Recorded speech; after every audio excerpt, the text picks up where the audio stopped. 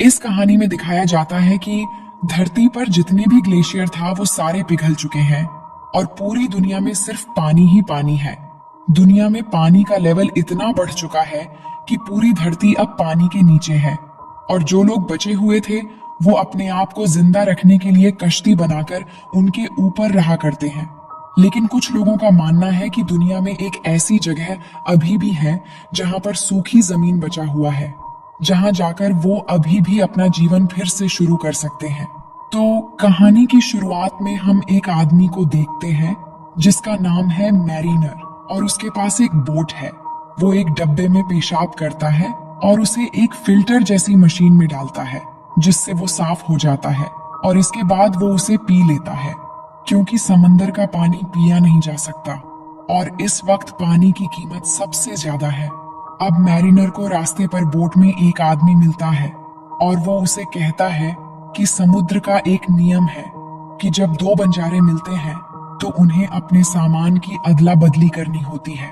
पर वो कहता है कि मुझे तुम्हारी कोई सामान नहीं चाहिए, मेरे पास सामान पहले से ही बहुत सारे हैं और मैं अभी अभी एक जल बस्ती से आ रहा हूँ जो यहाँ से लगभग 8 दिन की दूरी पर है।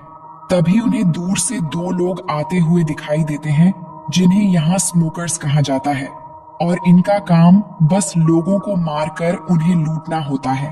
अब जैसे ही वो आदमी उन स्मोकर्स को देखता है वो मैरिनर को कुछ फ्रूट्स दिखाता है जो उसने मैरिनर के बोट से चुराए थे और कहता है कि तुम यहीं पर मरोगे और यहाँ से कभी नहीं निकल पाओगे, क्योंकि मैरिनर के बोट की हालत काफी खराब लग रही थी।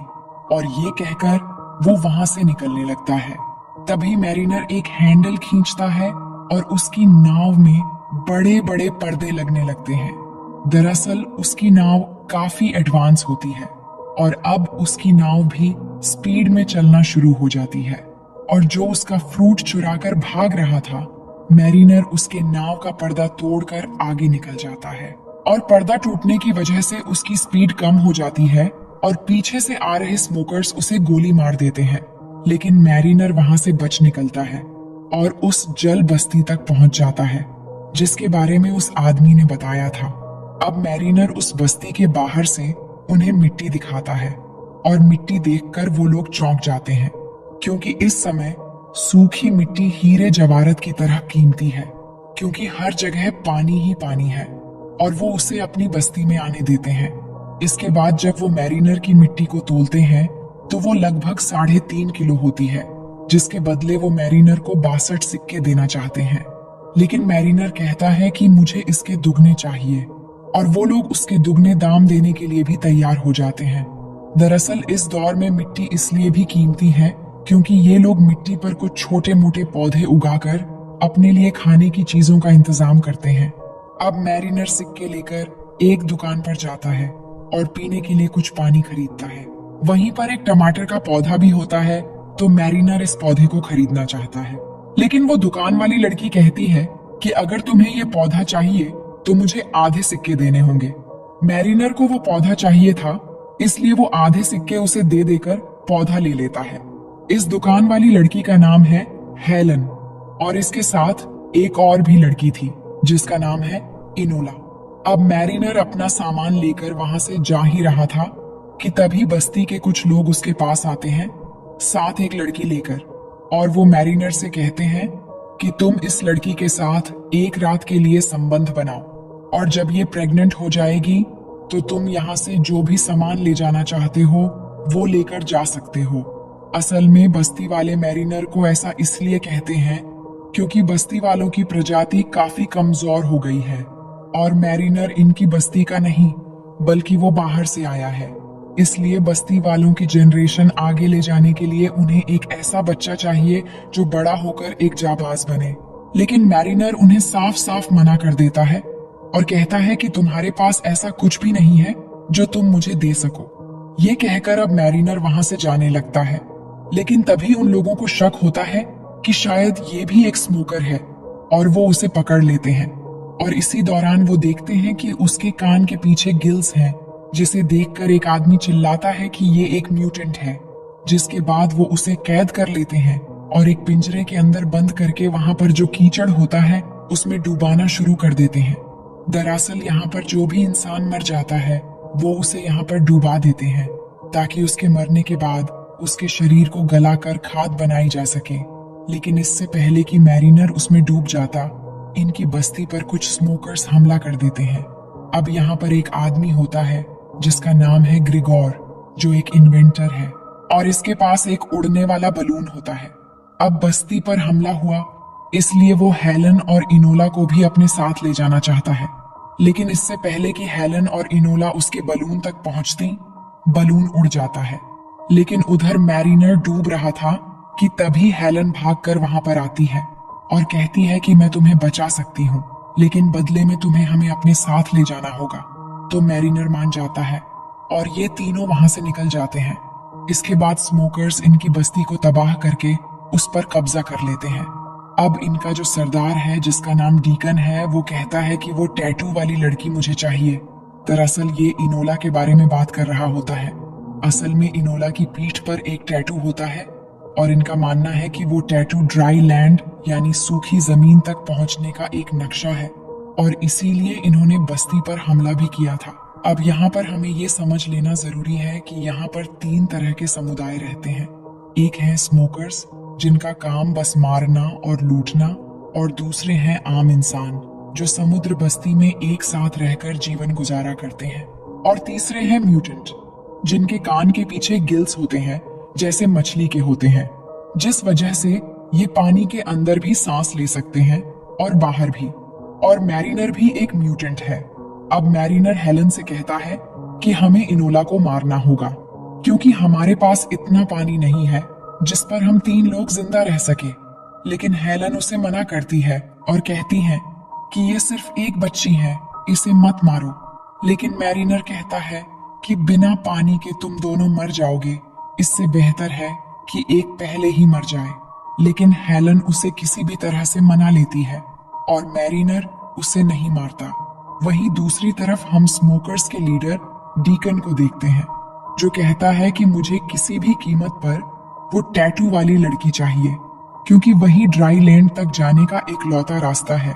इसलिए वो अपने आदमियों को एक प्लेन से मैरिनर के पीछे भेजता है और वो लोग उस तक पहुंच भी जाते हैं और इन पर हमला कर देते हैं। तभी मैरिनर अपना हथियार लाने के लिए बोट के नीचे भागने लगता है, जिसे देखकर हेलन को लगता है कि शायद मैरिनर वहां से डर के भाग गया है और वो अकेले ही उनका सामना करने के लिए तैयार हो जाती है। अब हेलन जिस हथियार से उन पर हमला करती है उससे एक तार निकलती है और वो तार सीधा स्मोकर्स के प्लेन में जाकर फंस जाती है, जिस वजह से वो फंस जाते हैं और मैरिनर की बोट के आगे पीछे वो घूमने लगते हैं। तभी वहां पे मैरिनर भी पहुंच जाता है और वो बड़ी ही मुश्किल से उस तार को काटता है। इसके बाद वो स्मोकर्स वहां से चले जाते हैं। अब हेलन ने मैरिनर की बोट का एक कीमती चीज यूज कर लिया था, जिससे मैरिनर को काफी ज्यादा गुस्सा आता है और वो हेलन से लड़ने लगता है और वो इनोला और हेलन दोनों के बाल काट देता है और उनसे कहता है कि आज के बाद मेरे किसी भी सामान को छूना मत। जिसके बाद ये लोग अपने सफर पे आगे निकल जाते हैं।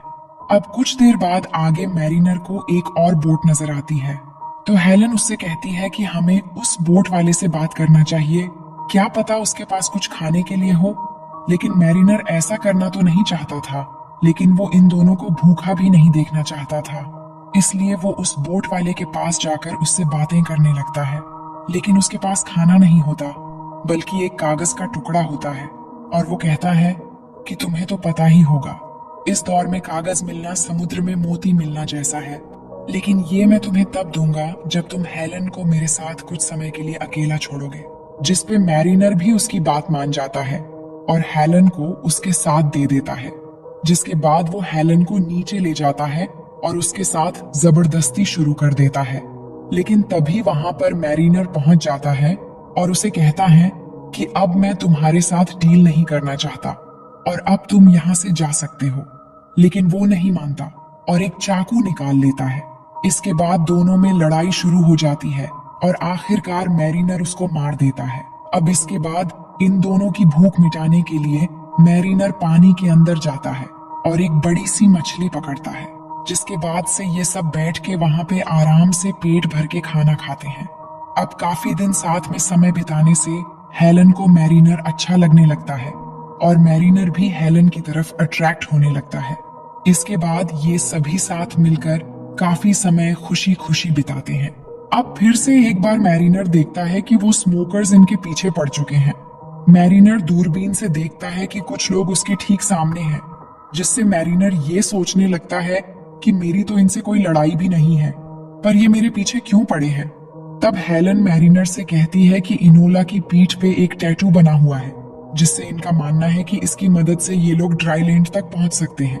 लेकिन हेलन की बात मैरिनर को एकदम बकवास लगती है और वो कहता है कि ऐसी कोई भी जगह नहीं है। पर हेलन उससे कहती है कि ऐसी जगह सच में है, क्योंकि जब हमें इनोला मिली थी तो उसकी टोकरी में बहुत सारी सूखी मिट्टी भी थी, जो तुम्हारी मिट्टी से बहुत ज्यादा अलग थी। अब ये सुनने के बाद मैरिनर हेलन को विश्वास दिलाने के लिए उसे एक बॉक्स में बंद करके पानी के अंदर ले जाता है और अंदर वो उसे बहुत बड़ी बड़ी बिल्डिंग्स दिखाता है ताकि वो बाहर सूखी जमीन होने का दावा छोड़ दे।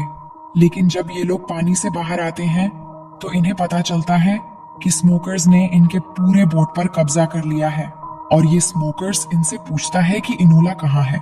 लेकिन इनके यहाँ आने से पहले ही इनोला एक जगह छुप गई थी। हेलन ने इनोला को देख लिया था, पर वो चुप रहती है क्योंकि स्मोकर्स पर भरोसा नहीं किया जा सकता।